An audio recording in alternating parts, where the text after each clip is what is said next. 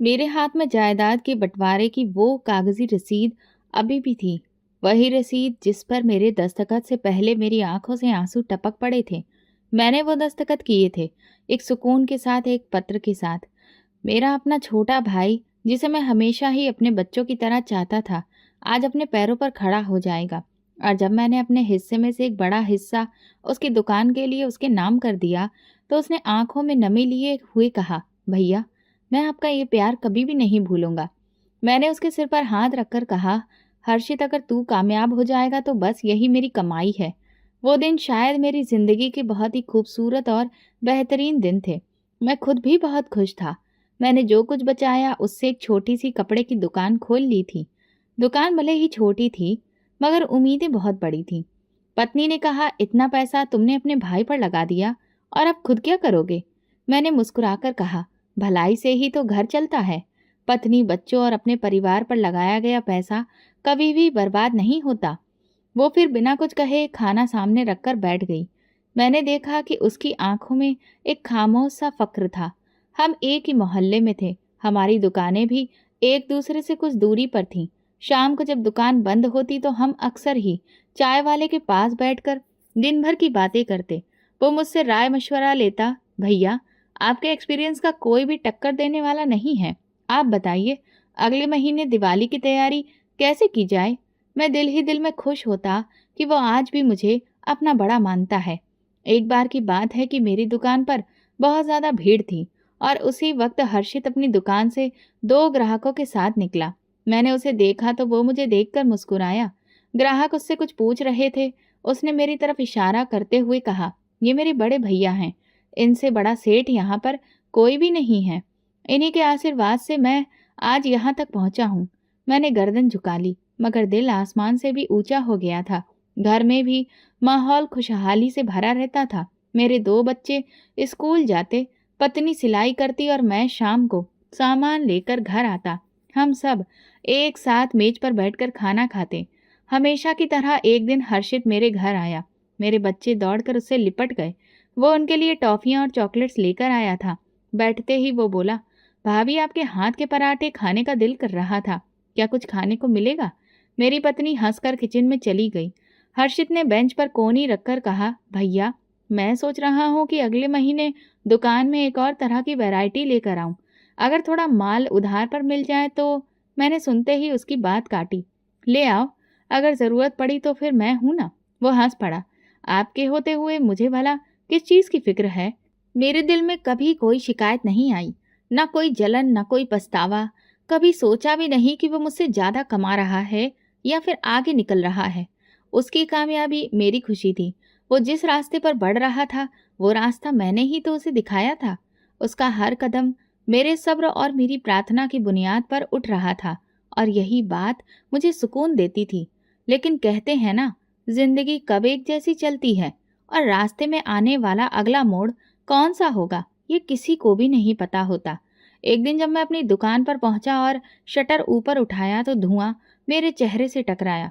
आंखें कुछ पलों के लिए पूरी तरह से बंद हो गईं। अंदर कदम रखते ही ऐसा लगा जैसे किसी ने मेरे सीने पर बड़ा सा पत्थर रख दिया हो। दीवारें काली पड़ चुकी थीं, सारा फर्नीचर जला हुआ, कपड़ों के थान पूरी तरह राख में बदल चुके थे। मैं जैसे तैसे चलता हुआ काउंटर तक आया जहां मेरी कल तक की पूरी जमा पूंजी रखी रहती थी, मगर अब वहां सिर्फ राख बची थी और एक जली हुई किताब। मैं घुटनों के बल जमीन पर बैठ गया और हाथों में वो राख समेटने की कोशिश की, जैसे वो राख मेरी मेहनत को वापस से कोई शक्ल दे देगी। बाहर गली में कुछ लोग खड़े होकर चुपचाप तमाशा देख रहे थे। कोई आग लगने का कारण जानना चाहता था, कोई बस दिल बहलाने के लिए वहां आया था। शाम को मोहल्ले का एक लड़का आया और बोला, भाई, आपके छोटे भाई की दुकान पर तो बड़ी रौनक लगी हुई है। नया माल आया है, सेल लगी है। मैंने मुस्कुराकर सर हिलाया और कहा, हाँ, वो तरक्की कर रहा है, भगवान उसे बहुत कामयाबी दे। दिल में दर्द की एक लहर उठी, मगर मैं उसे छुपा गया। उसी वक्त मेरी पत्नी आई, हाथ में चाय का कप और चेहरे पर सवाल थे। हर्षित आया था? मैंने इनकार में सर हिला दिया, नहीं, शायद वो व्यस्त होगा। पत्नी ने धीमी आवाज में कहा, इतने बड़े नुकसान के बाद कम से कम उसे एक बार देखने तो आना चाहिए था ना। मैंने उसका हाथ पकड़कर जवाब दिया, हर्षित मेरा भाई है, और देखना, वो ज़रूर आएगा। कुछ वक्त उसे दे दो। दूसरे दिन मैं खुद हर्षित की दुकान पर चला गया। वो दुकान में ग्राहकों से घिरा हुआ था और उसका चेहरा चमक रहा था। हाथ में नया फ़ोन था, माहौल में बेहतरीन खुशबू। मैं एक तरफ होकर उसके फ्री होने का इंतज़ार करने लगा। जब उसके ग्राहक चले गए तो मैं पास जाकर बैठ गया। हर्षित, मुझसे ज़रा बात करनी है। वो मुझे देखकर चौंका। अरे भैया, आप आए हैं, सब ठीक तो है? मैंने थोड़ा सोचते हुए बात की। दुकान का सारा माल जल गया है और कुछ समझ में ही नहीं आ रहा। मुझे थोड़ी मदद की ज़रूरत है। वो एक लम्हे के लिए खामोश हो गया, फिर अपनी आंखें झुका ली और बोला, भैया, हालत तो देखिए, सभी के बुरे चल रहे हैं। आप तो जानते ही हैं कि मेरे भी बीवी बच्चे हैं। मैं भी एक जिम्मेदार आदमी हूँ। अभी मेरे पास इतना पैसा नहीं है कि उधारी के नाम पर आपको कुछ भी दे सकूं। ये सुनते ही मेरे पैरों तले से जमीन निकल गई। मैं कुछ कह ही नहीं सका। कुछ देर खामोशी के बाद मैं सिर्फ इतना बोला, ठीक है, मैं तुमसे मांगने नहीं आया था, सिर्फ अपना दुख बांटने के लिए आया था। और फिर चुपचाप वापस मुड़ गया। रास्ते में मुझे वो रात याद आई जब हर्षित की शादी हुई थी और मैं अपने ससुराल से मिलने वाले जेवर बेचकर उसकी शादी का सारा खर्च निकाला था। मुझे वो दिन याद आया जब उसकी पहली दुकान पर पहला बोर्ड लगाने के लिए मैंने खुद कलम चलाकर उसका नाम लिखा था। ये यादें जैसे किसी साए की तरह मेरे साथ चलने लगी थीं। हर रोज दुकान के बाहर खड़ा होकर मैं गुजरती हुई गाड़ियों को गिनता रहता। शाम को कभी कोई पुराना ग्राहक आता तो पूछता, अरे भाई साहब, कारोबार बंद कर दिया है क्या? और मैं बस सर हिला देता, जी थोड़ी सी दिक्कतें हो गई हैं, कुछ दिनों में दोबारा से खोलूंगा। मैं अपने अंदर के दर्द को छुपाने के लिए ये कह देता, लेकिन मेरा दिल जानता था कि दोबारा कारोबार खोलने के लिए पास में कुछ बचा भी तो होना चाहिए।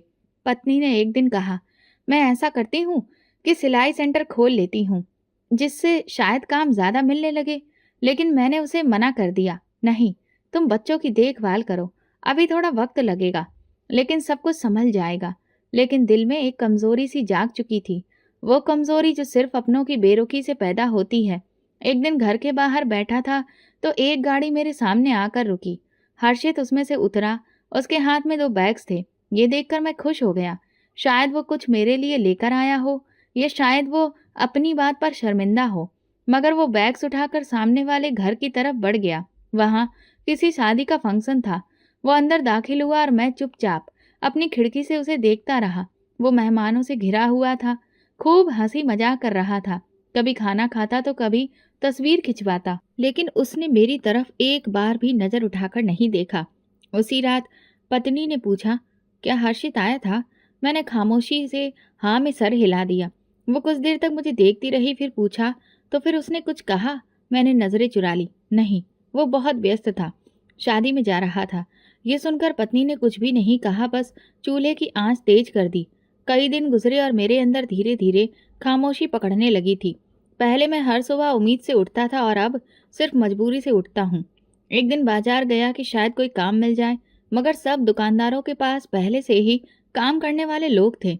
एक दिन एक ने हंसकर कहा, अरे भाई साहब, आप तो मालिक थे और अब नौकरी की बात कर रहे हैं। मैं हंस दिया। मालिक तो अब मैं सिर्फ नाम का रह गया हूँ। हर्षित ने फिर कभी भी पलट कर नहीं पूछा। उसकी दुकान में माल बढ़ता गया, ग्राहकों की लाइन लगती गई।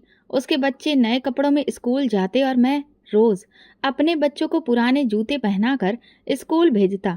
पत्नी कभी चुपचाप शाम को हाथ में तकिया रखकर रोती थी और मैं उसे दिलासा देता, भगवान है ना, वो सब कुछ देख रहा है। सुबह की वो ठंडी हवा आज भी मुझे याद है, जब मैंने अपनी दुकान की राख पर आखिरी बार नजर डाली थी और दिल को ये कहकर समझाया था, बस जीना है, किसी न किसी तरह से तो जीना ही है।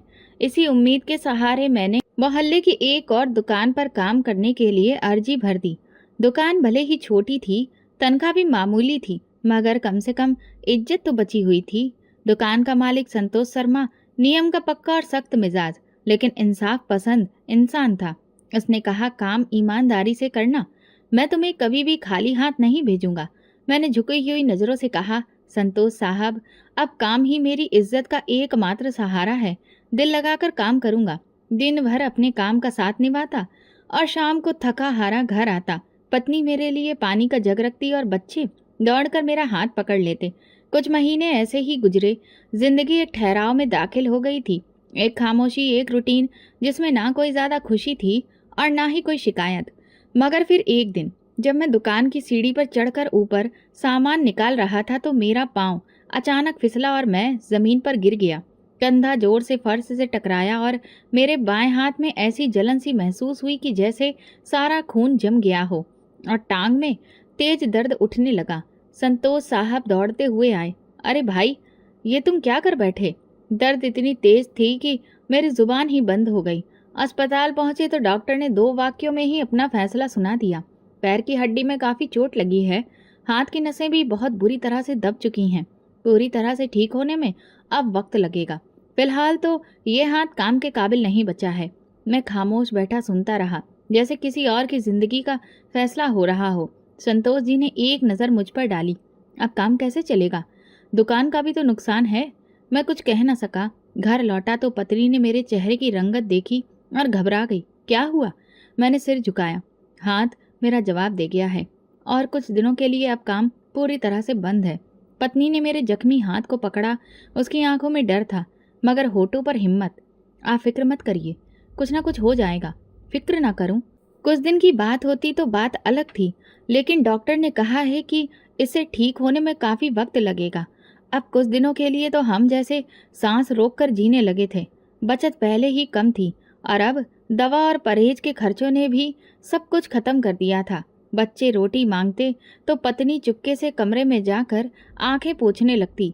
मोहल्ले की एक औरत ने मेरी पत्नी से कहा, बहन, तुम बहुत अच्छे कपड़े सिलती हो, मेरे बच्चों के कपड़े सिलना शुरू कर दो, कम से कम थोड़े पैसे तो मिल जाएंगे। पत्नी ने झिझकते हुए हामी भर दी, क्योंकि अब इनकार का मतलब था कि घर में रोटी के लाले भी पड़ जाएंगे। एक दिन पत्नी ने आकर कहा कि संगीता दीदी ने बताया है कि उनके मोहल्ले में एक बूढ़ी औरत है जिसकी देखभाल के लिए किसी की ज़रूरत है। क्या मैं वहाँ कुछ वक्त के लिए काम कर लूँ? मैंने पहले अपनी पत्नी को ध्यान से देखा। उसकी आंखों के आसपास काले घेरे आ चुके थे, हाथों की खाल खुरदुरी हो चुकी थी और वो शरीर जो कभी नरम और सुरक्षित था अब मेहनत की चक्की में पिस चुका था। मैंने धीरे से कहा, कर लो, अगर तुम्हें लगे कि हम संभल जाएंगे तो फिर कर लो। पत्नी ने हल्का सा सिर हिलाया और मेरी टूटी उंगलियों पर मरहम लगाने लगी। मेरे बच्चे स्कूल जाने लगे तो उनकी यूनिफॉर्म की जेब फटी हुई थी। एक दिन बेटे ने कहा, पापा, क्लास में सब लोग मेरे कपड़े देखकर हंसते हैं। मैंने मुस्कुराकर कहा, बेटा, तुम उनके हंसने की फिक्र ना किया करो। तुम्हारी पढ़ाई लिखाई से ही तुम्हें ये दुनिया जानेगी, कपड़ों से नहीं। वो चुप हो गया, मगर मैं जानता था बच्चों के दिल बहुत नाजुक होते हैं। पत्नी ने महीने के आखिर में आकर बताया, ये 3,000 रुपये हैं जो मुझे काम वाली जगह से मिले हैं। तुम दवा ले आओ और कुछ बच्चों के लिए दूध भी। मैं हैरत से पैसे देख रहा था, क्योंकि अब तक वो रोजमर्रा का खर्च मुझे बिना बताए ही चलाती आई थी। तुमने खुद कैसे गुजारा किया? मैंने पूछा। वो खामोश हो गई। कुछ लम्हों के बाद बोली, मैं खुद कम खा लेती हूँ लेकिन बच्चों को कुछ नहीं होने देती। एक रात मेरे बेटे ने आकर मुझसे कहा, पापा, चाचा के यहाँ पर नए खिलौने आए हैं, क्या मैं जाकर देख आऊं? मैंने उसे इजाज़त दी, लेकिन दिल में कांटे चुभे हुए थे। कुछ देर बाद वापस लौटकर वो आया तो हाथ में टूटी हुई गाड़ी थी।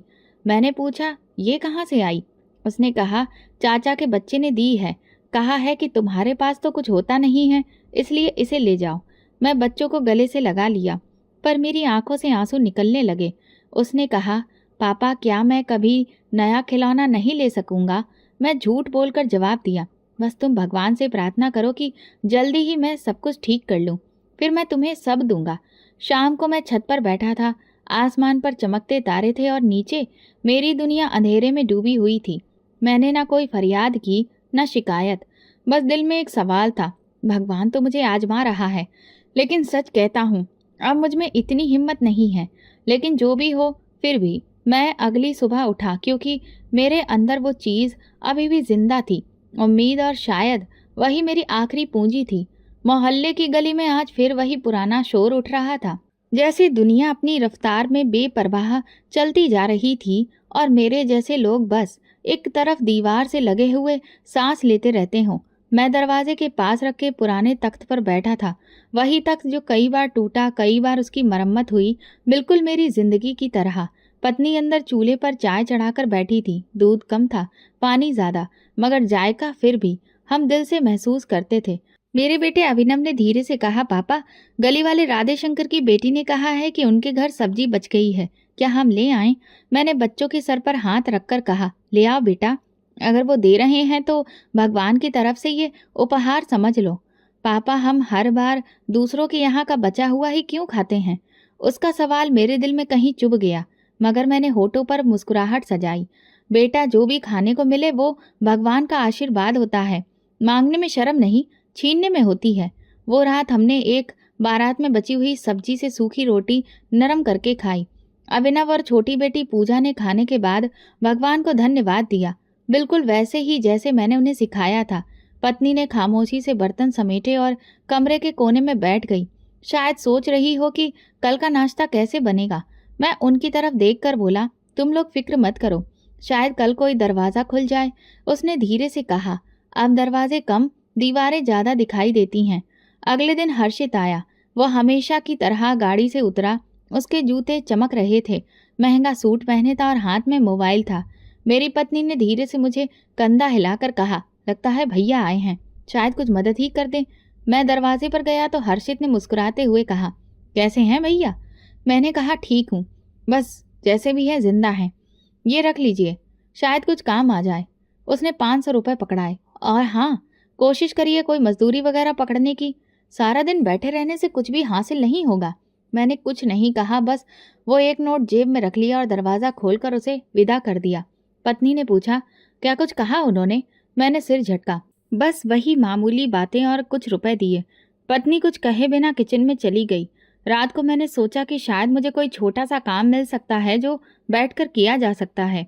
अगले दिन मोहल्ले की एक पंसारी की दुकान पर गया। मालिक ने कहा, बैठकर वजन कर सकते हो, बस हाँ थोड़ा काम करना चाहिए, तुम्हें माल नहीं उठाना होगा। मैंने कहा, हाथ का तो पता नहीं मगर मैं कोशिश कर सकता हूँ। उसने हंसते हुए कहा, देख लो, अगर एक हफ्ता भी चल गया तो कुछ किराया दे दिया करेंगे। वो मेरे लिए एक उम्मीद थी, भले ही छोटी सी मगर जीने की उम्मीद। पहला दिन बड़ा मुश्किल था, हाथ कांपने लगते थे, तराजू के पलड़े बार बार गलत हो जाते थे, मगर मैंने हार नहीं मानी। शाम को वो मालिक आया और बोला, चलो आज के 200 रुपये ले जाओ, कल फिर आ जाना। मैंने पैसे लिए तो लग रहा था कि जैसे कोई खजाना हाथ लग गया हो।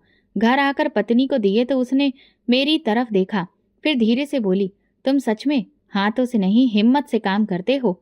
अब इसी तरह से वक्त गुजरने लगा, जैसे कोई पुराना पंखा हो जो चल तो रहा हो मगर धीमी धीमी आवाज के साथ। कभी कुछ दिन काम मिलता तो कभी दुकान बंद रहती। एक दिन हर्षित फिर आया। उसने गाड़ी से उतरकर मुझे देखा और कहा, अच्छा तो आप अब वजन भी उठाने लगे हैं? मैंने कहा, हाथ नहीं चलता तो दिमाग चला रहा हूँ। वो हंसने लगा, दिमाग से तो कारोबार नहीं चलते, खैर आपकी मर्जी। उसके जाने के बाद मालिक ने कहा, वो तुम्हारा भाई है, बड़ा अमीर लगता है, फिर तुम यहाँ पर क्यों हो? मैंने कहा, रिश्ता खून का है, कारोबार का नहीं। वो सर हिलाकर चुप हो गया। सुबह का वक्त था, परिंदे चहचहा रहे थे और आसमान पर हल्की रोशनी फैल रही थी, मगर मेरे कमरे में अंधेरा छाया हुआ था। पत्नी तेजी से तैयार हो रही थी। मैंने करवट ली और धीरे से पूछा, कहाँ जा रही हो तुम इतनी सुबह? उसने मेरे पैरों पर चादर उड़ाते हुए कहा, एक घर में सफाई का काम मिल गया है, वक्त पर पहुंचना होगा वरना निकाल दी जाऊंगी। मैं कुछ कहना चाहता था लेकिन शब्द गले में ही फंस गए। वो बाहर निकल गई और दरवाजा बंद होते ही कमरे में जैसे खामोशी ने डेरा जमा लिया। मोहल्ले की गलियां जाग चुकी थीं। कुछ लोग चाय के होटल पर बैठे थे, कुछ अखबार पढ़ रहे थे, कुछ घरों के सामने पानी छिड़क रहे थे। मेरी आंख उस वक्त उस तरफ गई जहां कभी हर्षित की मोटरसाइकिल खड़ी होती थी, फिर नई गाड़ी, और अब महीनों से कुछ भी नहीं देखा, ना उसका आना ना उसकी कोई खैर खबर। पहले महीने में आ जाता था, फिर 2, फिर कई कई महीनों के बीच में थोड़ा सा वक्त निकाल कर, लेकिन अब तो जैसे हमारे दरवाजे का वो रास्ता ही भूल चुका हो। एक दिन मोहल्ले में एक औरत आई जो नया घर लेने आई थी। मेरी पत्नी उसके लिए चाय बनाने गई। वो औरत आंगन में बैठी हुई कहने लगी, ये घर तो बड़ा ही साधारण है, लेकिन यहाँ के लोगों में अजीब सा सुकून है। मैंने उसकी तरफ देखा और कहा, सुकून हमें चीज़ों से नहीं रिश्तों से मिलता है, और कभी कभी वो रिश्ते भी खामोश हो जाते हैं। उसने हैरानी से पूछा, क्या मतलब है? मैंने बात टाल दी, बस यूं ही, वक्त वक्त की बात है। कभी कभी मैं सोचता कि काश हर्षित एक दिन आकर बैठता और कहता, भैया अब बहुत हो गया, चलो कुछ मिलकर करते हैं। लेकिन वो बस ख्याल ही रह गया। मेरे मन में उसका आखिरी चेहरा अब बहुत धुंधला होता जा रहा था। पहले वो आता तो बच्चों के लिए चॉकलेट लाता था, खुद उनके साथ खेलता था, मेरी पत्नी से घर का हाल चाल पूछता और जाते हुए वादा भी करता कि अगली बार वो बच्चों के लिए कपड़े लाएगा या फिर स्कूल बैग। लेकिन अब वो सब यादें बनकर रह गई थीं, जैसे किताब के वो पन्ने जो कभी लिखे ही नहीं गए हों, मगर अब धुंधले हो चुके हों। पत्नी अक्सर काम से आकर थकी हारी बैठती। एक दिन मोहल्ले में एक साहब का देहांत हो गया। अंतिम विदाई के बाद गरीबों को खाना खिलाया गया और दान भी बांटा गया। मेरी पत्नी ने खाना गर्म किया और बच्चों को बिठाकर खिलाने लगी। अभिनव बोला, माँ, ये खाना कहाँ से आया है? उसने कहा, बेटा, भगवान के बंदे का करम है, उसी ने ये दान में दिया है। अभिनव ने सादा सा चेहरा बनाकर दिल से कहा, काश ऐसे भगवान के बंदे हर रोज ही हमें मिलें, ताकि हमें अच्छा खाना मिले। उसके लहजे में मासूमियत थी, मगर मेरे दिल पर जैसे किसी ने चाकू चला दिया हो। एक दिन मेरी पत्नी जिनके घर में काम करती थी, वहां की मालकिन मेरे लिए कुछ खाली बोतलें और कागज की रद्दी लेकर आईं और बोली, ये रख लो, कबाड़ में बेच देना, इससे कुछ रुपए आ जाएंगे। मैंने उनका धन्यवाद अदा किया और पत्नी ने उनसे पैसे लेने से मना कर दिया। मालकिन ने कहा, बहन, तुम लोग इज्जत से जीते हो, इसीलिए भगवान भी तुम्हारा साथ दे रहा है। उसी दिन पहली बार मैंने महसूस किया कि शायद हम मांगने वालों में नहीं हैं, मगर भगवान हमें उन लोगों से जोड़ देता है जो देने वाले होते हैं। और फिर एक रात जब बारिश हो रही थी, हम सब एक ही बिस्तर पर सोए हुए थे। छत से पानी टपक रहा था। पत्नी ने हाथ फैलाया और पानी की बूंद को रोकने की कोशिश की। उसने धीरे से कहा, देखो, दरवाजे पर अब कोई दस्तक भी नहीं देता, मगर भगवान का आशीर्वाद है कि कम से कम उसकी कुदरत की बूंदें अभी भी आ जाती हैं। मैंने उसका हाथ पकड़कर कहा, खामोशी में भी शुक्र करना सीख लिया है हम लोगों ने, शायद इसीलिए अब तक जिंदा हैं। सुबह से ही गली में एक अलग सी चहल पहल मची हुई थी। पानी से फर्श धोया जा रहा था, कहीं कहीं पर गुलाब जल भी छिड़का जा रहा था, तो कहीं भजन कीर्तन की आवाजें आ रही थीं। नवरात्र का नया दिन था। गली के कोने पर बड़े बड़े बर्तनों में खाने का सामान डाला जा रहा था और धीरे धीरे खाने की महक पूरे मोहल्ले में फैल रही थी। मैं दरवाजे के पास बैठा ये सब देख रहा था। पूजा ने छत की खिड़की से झांक कर कहा, पापा, बहुत सारे लोग चाचा के घर जा रहे हैं। सब कहते हैं कि वहाँ हलवा, पूरी और खीर बनती जा रही है। अभिनव ने तुरंत कहा, माँ, क्या हम भी वहाँ जा सकते हैं? पत्नी कमरे में झाड़ू लगा रही थी। उसने सर उठाकर बच्चों को देखा और फिर मेरी तरफ देखा। मैंने धीरे से कहा, नहीं, तुम लोग उधर नहीं जाओगे, तुम्हारे चाचा खुद ही यहाँ भिजवा देंगे, वह हमें भला कैसे भूल सकते हैं। पूजा ने हाँ में सिर हिलाया, लेकिन अभिनव की आंखों में सवाल बाकी थे। वो दरवाजे की तरफ गया, बाहर देखा, फिर वापस आकर मेरे पास बैठ गया। तकरीबन 1 घंटा गुजर गया, फिर दूसरा, और हर लम्हे के साथ खुशबू तेज होती जा रही थी। मैंने कई बार दरवाजे के नीचे नजर डाली, शायद कोई संदेश, कोई बर्तन, कोई आवाज आए। मोहल्ले के लड़के खुशी से प्लास्टिक के डिब्बे हाथ में पकड़कर भाग रहे थे और मेरे बच्चों की नजरें उनके चेहरों पर जाकर रुक जाती थीं। शाम के साये गहरे हो चुके थे। गलियों में अब शोर कम हो रहा था।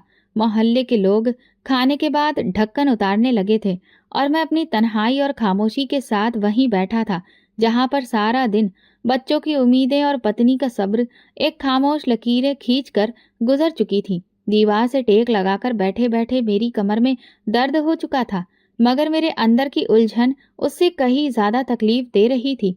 पूजा खामोशी से गुड़िया के बाल सुलझा रही थी और अभिनव अपने टूटे खिलौने के साथ खेल रहा था। पत्नी कभी कभार मेरी तरफ देखती, फिर नजर फेर लेती। उसकी आंखों में वो सवाल था जो जुबान पर नहीं आया, मगर मेरे सीने में वो सवाल गूंज रहा था। मैं उठा, अंगोछा कंधे पर डाला और दरवाजा खोलकर बाहर निकल आया।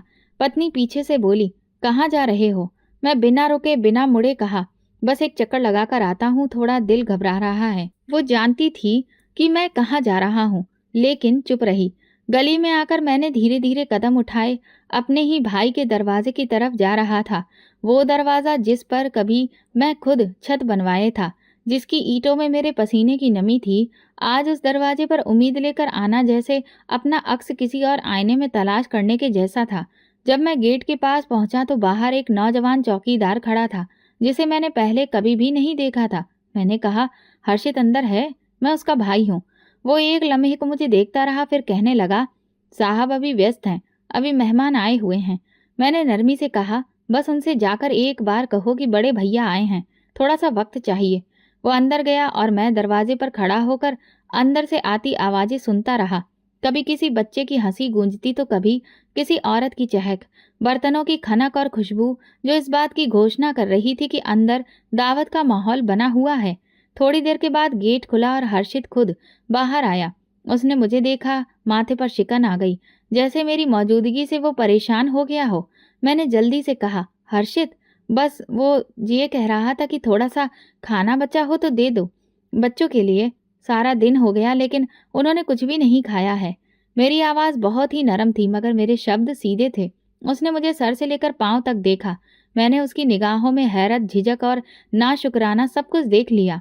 उसने जरा तेज आवाज में कहा, ये क्या तरीका है बिना इजाजत अंदर घुस आने का?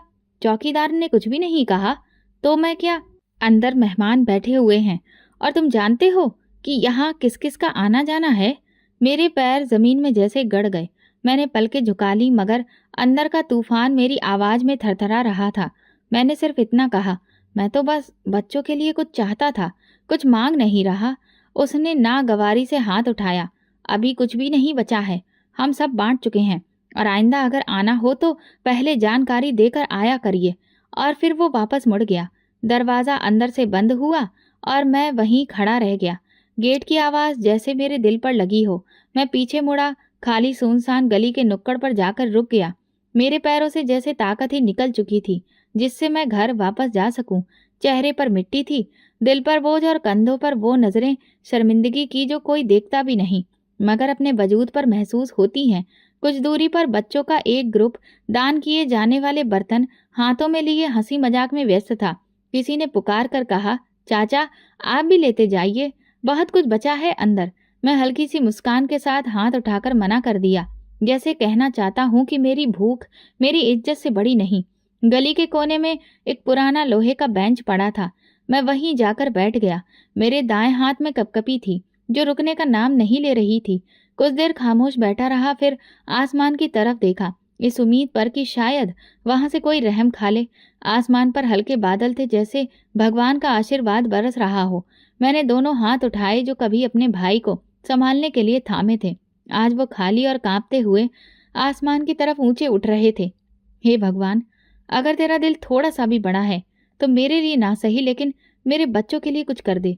अगर कुछ देर बाद मैं खाली हाथ उनके सामने गया तो उनकी आंखों की वो चमक भी छिन जाएगी जिसे मैं आज तक बचाकर रखे हुए था। मेरी आवाज खुद मेरी आवाज से टकराकर वापस आ रही थी, जैसे पूरी दुनिया खामोश हो गई हो और सिर्फ मेरी प्रार्थना गूंज रही हो। अचानक मुझे याद आया, पत्नी ने जाते वक्त कहा था, वापसी में बच्चों के लिए कुछ ले आना, चाहे फिर एक रोटी ही क्यों ना हो। कुछ खिलाने से पहले उनकी आंखों को सुकून देना जरूरी है। मैंने अपनी जेब टटोली। एक कोने में मुड़ा हुआ 50 का नोट था। सोचा शायद इससे 2 रोटियां और एक प्याली दाल मिल जाए। मैंने वो नोट हाथ में दबाया और धीरे धीरे बाजार की तरफ चल पड़ा। रास्ते में एक फल वाला अपनी रेड़ी समेट रहा था। मैं रुका और पूछा, कुछ सस्ते फल हैं क्या? बच्चों के लिए थोड़ा लेना है।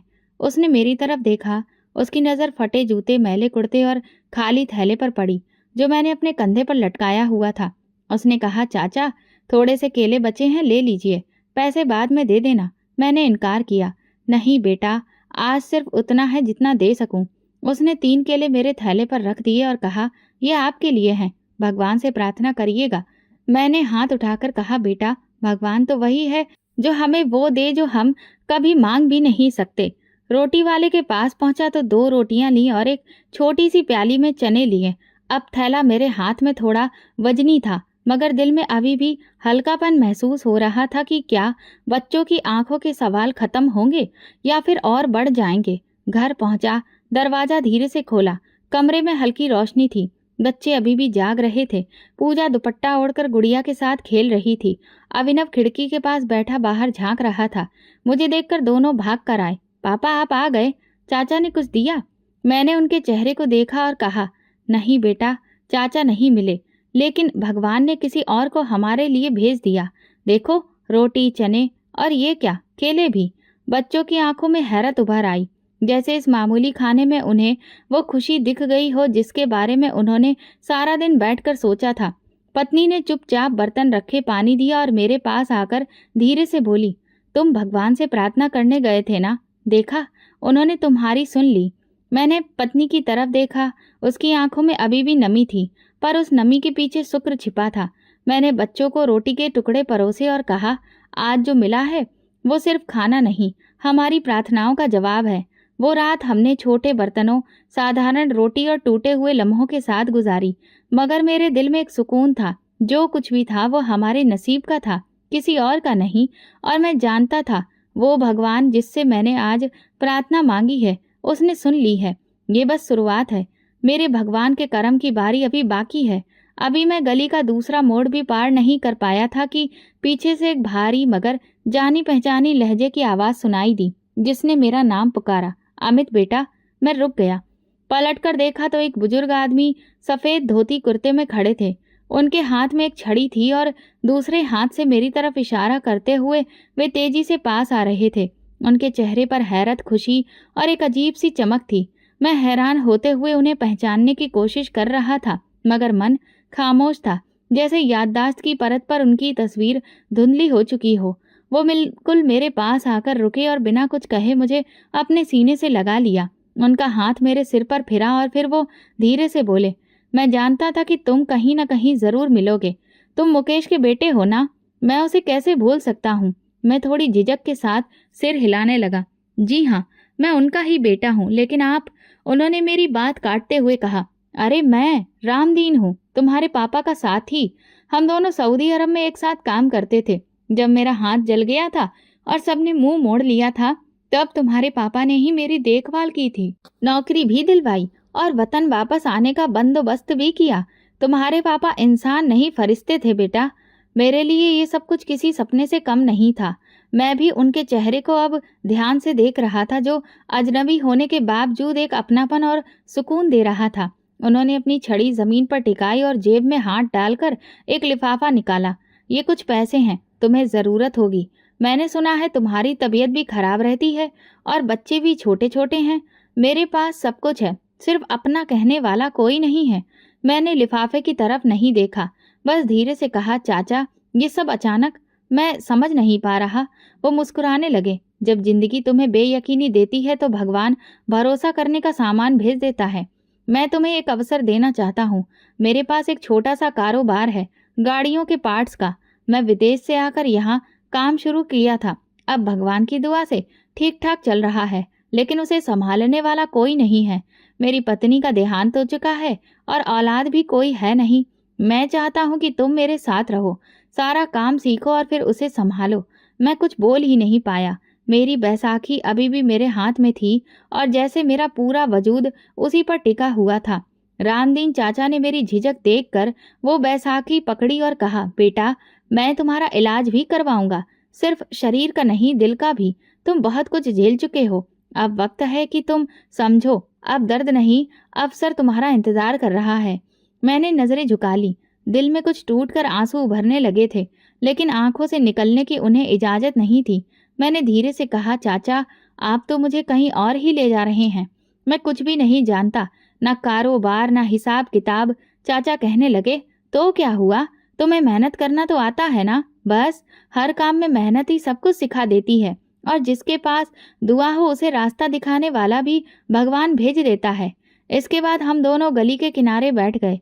रामदीन चाचा ने बताया कि उनका ऑफिस चौक के इलाके में है, जहां पार्ट्स का गोदाम और एक छोटी सी दुकान है।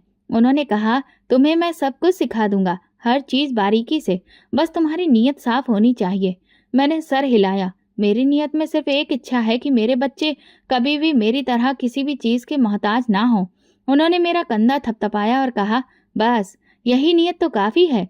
कल सुबह मेरे साथ ऑफिस चलो, मैं तुम्हें वहां का एक चक्कर लगवाऊंगा। अभी ये लो, कुछ राशन और दवा ले आना, और अपनी पत्नी को मेरा आशीर्वाद देना। मैंने लिफाफा उठाया तो महसूस हुआ कि वो हल्का नहीं, बहुत वजनदार है। घर की तरफ चलते हुए ऐसा लग रहा था जैसे मेरे कदम हल्के हो गए हों, जैसे कई सालों के बाद मैं जमीन पर नहीं बल्कि किसी मखमली रास्ते पर चल रहा हूँ। दरवाजा खोलते ही पूजा ने दौड़कर मेरा थैला पकड़ा और अभिनव ने पूछा, पापा आज आपको देर हो गई, कुछ मिला क्या? मैंने दोनों को पास बुलाकर कहा, भगवान ने एक फरिश्ता भेजा है और उसके जरिए हमारी जिंदगी बदलने वाली है। पत्नी कमरे में आकर बोली, किससे मुलाकात हुई? मैंने सारा वाक्य सुनाया। वो खामोशी से सुनती रही और फिर धीरे से बोली, भगवान ने तुम्हें मायूस नहीं लौटाया।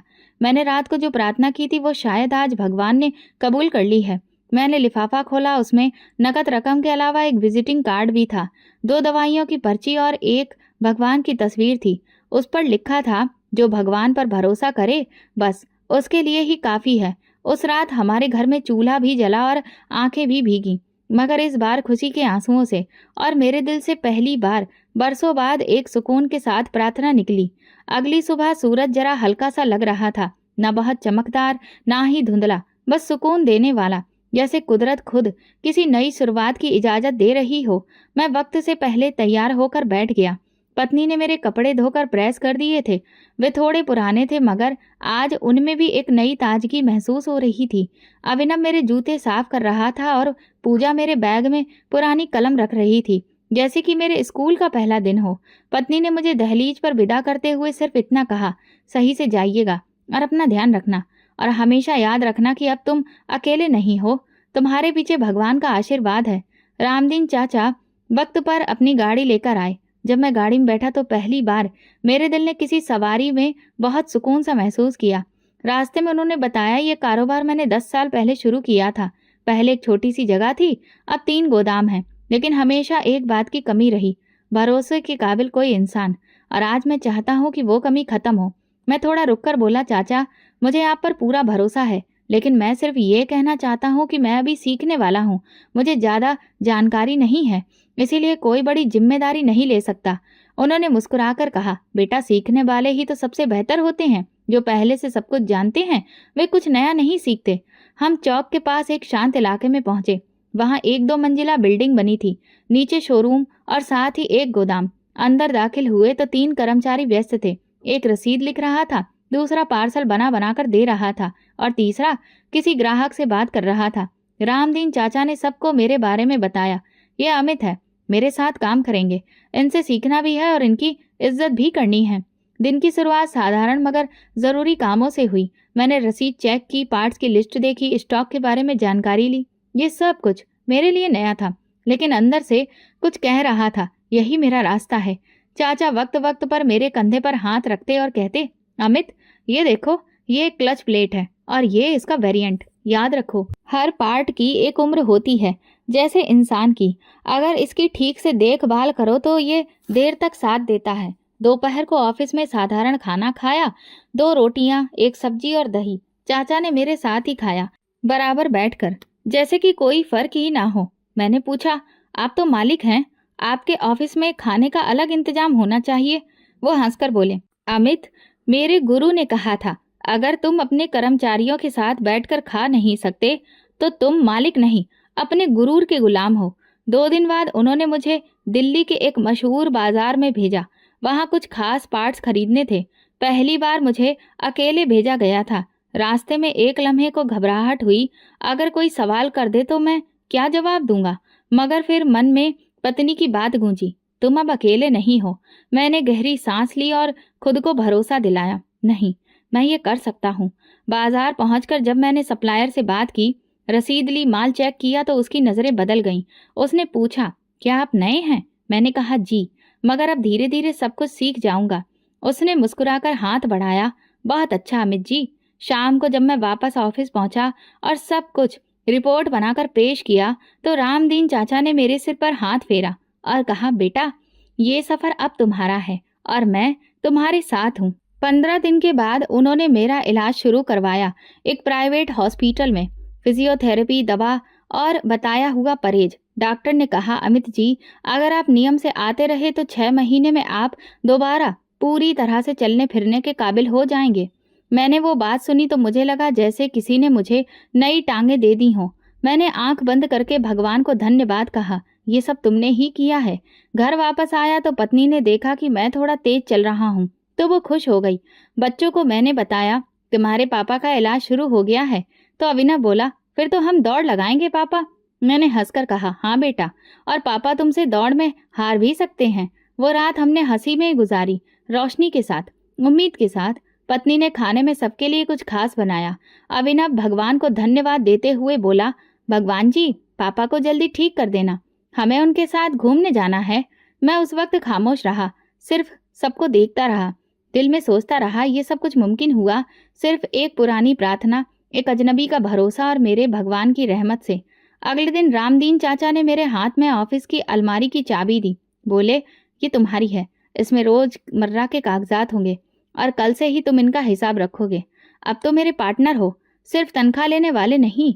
मैंने वो चाबी हाथ में ली और महसूस किया कि अब मेरे हाथ खाली नहीं, और मैं सिर्फ एक इंसान नहीं, अब भरोसा हूँ, रोजी रोटी हूँ और एक नई सुबह का वादा हूँ। मेरी जिंदगी अब एक नई रूटीन पर चलने लगी थी। कारोबार धीरे धीरे तरक्की की ओर बढ़ रहा था, जैसे कि सब कुछ संभलने लगा था। बच्चों के चेहरे पर वो भरोसा वापस आ चुका था जो बरसों से मिट चुका था। रामदीन चाचा मुझे हफ्ते में एक बार गोदाम की निगरानी के लिए शहर के दूसरे हिस्से में भेजते थे और हर जगह लोग मुझे अब सर कहकर बुलाया करते थे। लेकिन एक दिन ऐसा आया जब गोदाम से वापसी पर सड़क के किनारे एक बैनर नजर आया, Harshit and company shut down sale. मेरी सांस एक लम्हे को रुक गई। मैं रुक कर देखने लगा। शीशे की दुकान के बाहर दो नौजवान माल लोड कर रहे थे। वही दुकान जिसका फर्श मैंने खुद पॉलिश करवाया था, आज बंद हो रही थी। मैंने एक लड़के से पूछा, ये दुकान बंद क्यों हो रही है?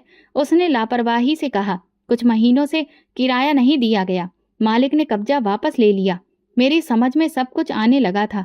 कुछ हफ्ते पहले रामदीन चाचा ने बताया था कि शहर में कुछ कारोबारी पैसे और लोन के झांसे में फंसे हैं और एक खास ग्रुप ने लोगों से झूठे प्रॉफिट के नाम पर लाखों रुपए खींच लिए हैं। आज समझ आया कि वही लोग थे जिनके साथ हर्षित ने मेल जोल बढ़ा रखा था। शाम को घर आते हुए मैंने सोचा, हर्षित कहाँ होगा?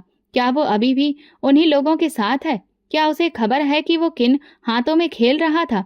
अगले दिन मैंने कारोबार से जल्दी छुट्टी ली और अपने पुराने मोहल्ले की तरफ चल पड़ा। गली में खामोशी थी, वो शोर, वो चमक, वो गाड़ियां, सब गायब थे। हर्षित का घर बंद नहीं था मगर वीरान लग रहा था। मैंने दरवाजा बजाया। काफी देर बाद दरवाजा खुला और हर्षित खुद सामने आया।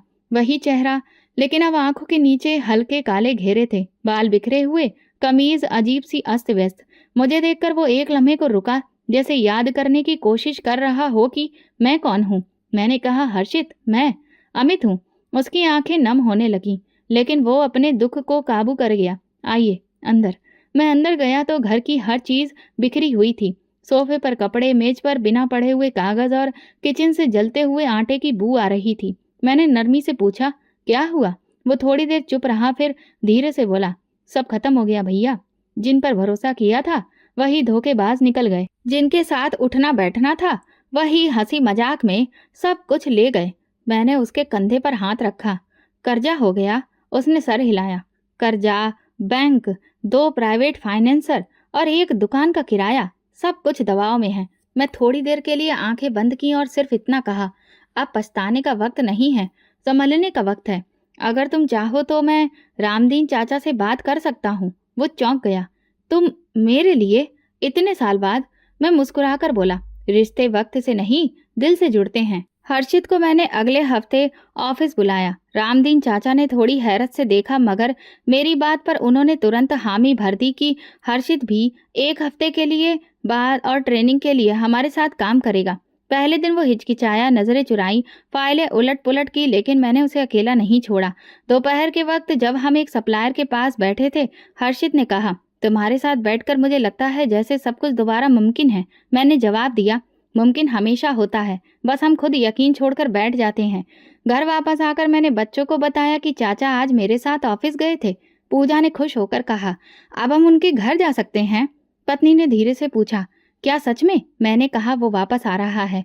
वो जो कभी था शायद वैसा ना हो, मगर शायद उससे बेहतर हो। हफ्ता गुजर गया। हर्षित ने अपनी जिम्मेदारी अच्छे से निभाई।